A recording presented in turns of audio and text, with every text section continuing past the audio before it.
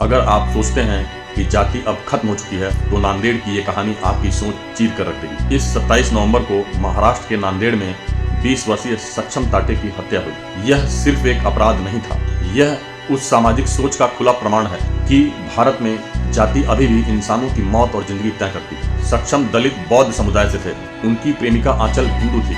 दोनों अपने रिश्ते को आगे बढ़ाना चाहते थे, लेकिन लड़की के परिवार को सक्षम की जाति स्वीकार नहीं थी।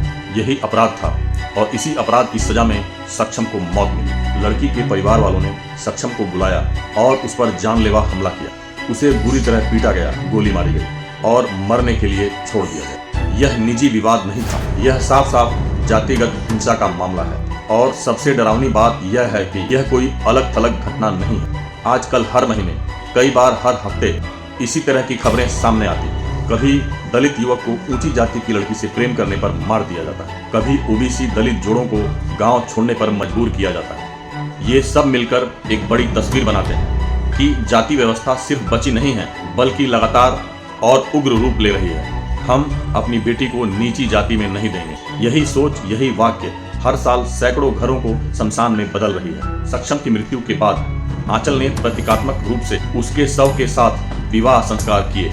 यह सिर्फ निजी पीड़ा नहीं थी, यह उस सामाजिक पीड़ा के खिलाफ एक प्रतिरोध था जिसने एक प्रेम कहानी को हिंसा में बदल दिया। मैं इस पर ज्यादा नहीं कहूँगा, लेकिन यह समझना जरूरी है कि यह कदम उस मानसिकता के खिलाफ आखिरी चीख था जिसने उनके सामने विकल्प ही नहीं छोड़ा। यह घटना हमें एक ही बात समझाती है कि कानून कहता है कि सभी समान है, लेकिन समाज अभी भी अपने पुराने ढांचे में कैद है। और जब कोई दलित युवक किसी ऊंची जाति की लड़की से प्रेम कर लेता है तो समाज उसे अपराध की तरह देखता है। ऐसे मामलों में परंपरा और इज्जत के नाम पर हिंसा को सही ठहराया जाता है। लेकिन यह सिर्फ परिवार की सोच नहीं, यह एक सिस्टमैटिक समस्या है। समाज, राजनीति, स्थानीय सत्ता ढांचे सब इस व्यवस्था को बनाए रखने में हिस्सेदार हैं। और जब तक इन ढांचों पर सवाल नहीं उठते तब तक सक्षम जैसे युवाओं की मौतें जारी रहेंगी।